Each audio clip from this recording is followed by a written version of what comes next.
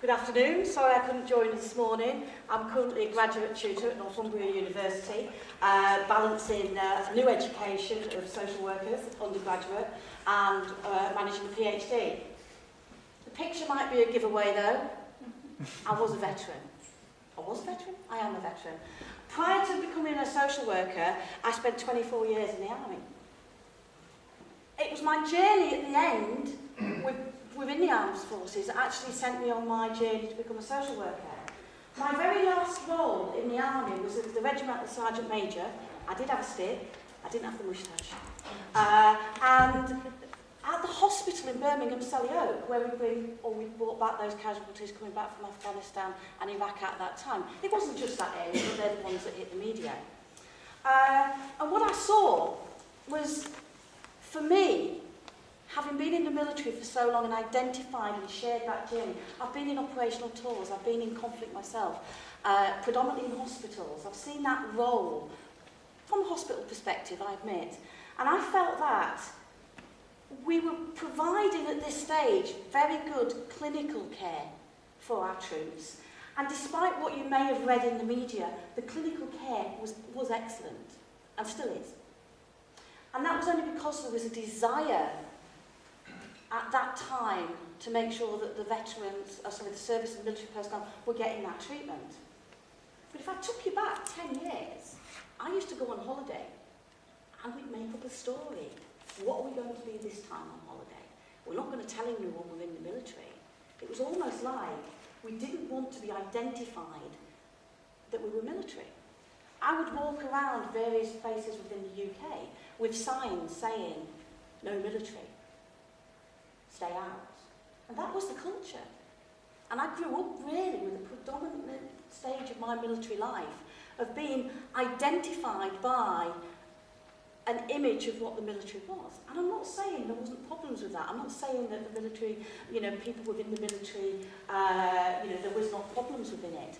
But everywhere you go, you had this sense of wariness with being identified with it because people had this perception of who you were and what you were doing. It was easier as a female, admittedly. I still went in the pubs that had no entrance because they wouldn't always identify the women as being in that group. However, I felt the missing link for me at this later stage of my career was what happened once somebody's become injured. What happens when somebody needs that support? What happens when that military support is no longer available? What happens when they're in their own homes, when they've gone back to their parents as bilateral amputees, triple amputees?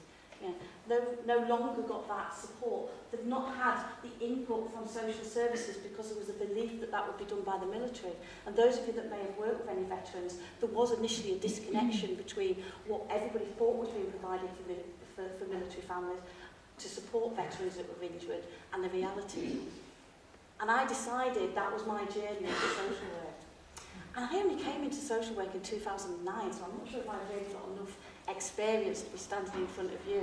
And actually, I'm only at project approval stage for PhD, so I can't even talk to you about what my research experience is.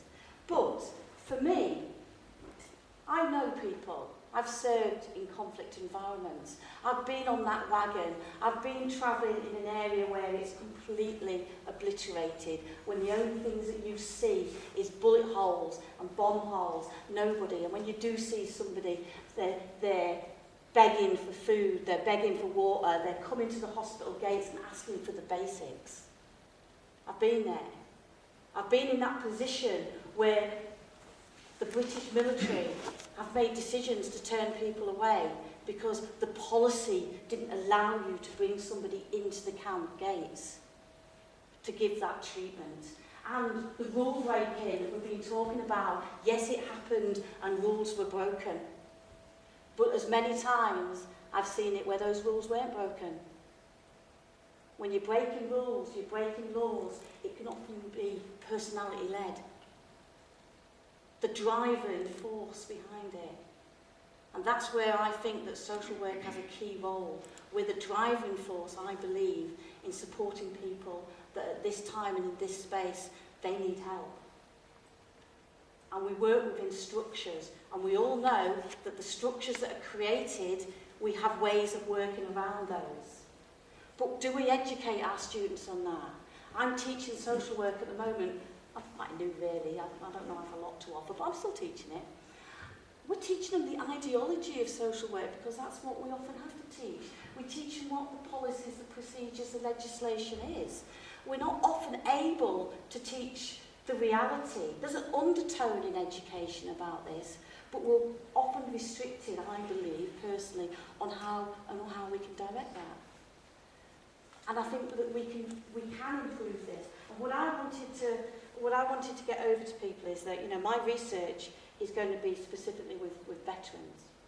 And I know a lot of people are working with veterans, and I know there's a lot of support out there. But how many, if you was to go onto your research sites and search for papers from social work about veterans, how many are you going to find? From a social work perspective. Medical, mental health, disability, policy, sociology, historical. You struggle when you start looking at from a direct social work point of view. And I feel that for me, understanding the experience of those people that have actually been on the power side of conflict is just as important. And don't think that, you know, soldiers don't suffer by working in those environments and not understanding those environments. But you're working within a regime that has the power. You're working within those organisations. You have your standing operational procedures. You know, you've got to get whatever has been directed. And it's difficult. Emotionally, it's difficult. I've got friends who have never been able to work again because of the emotional difficulties that they've had of readjusting, having been constantly bombarded on operational tours.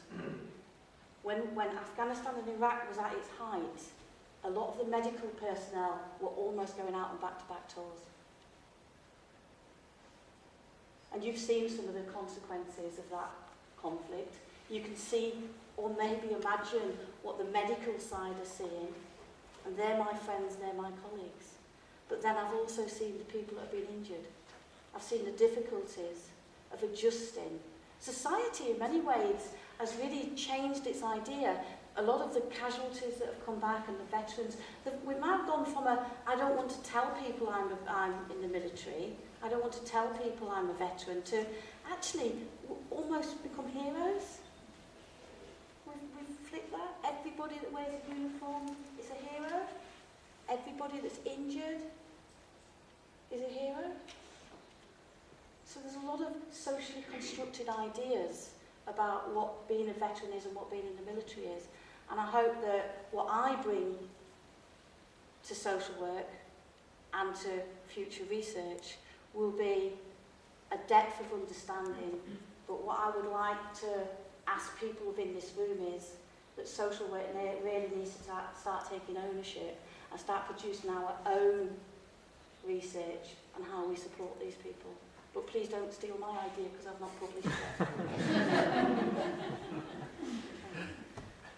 I'm a bit short there, aren't I? Yeah. Thank you.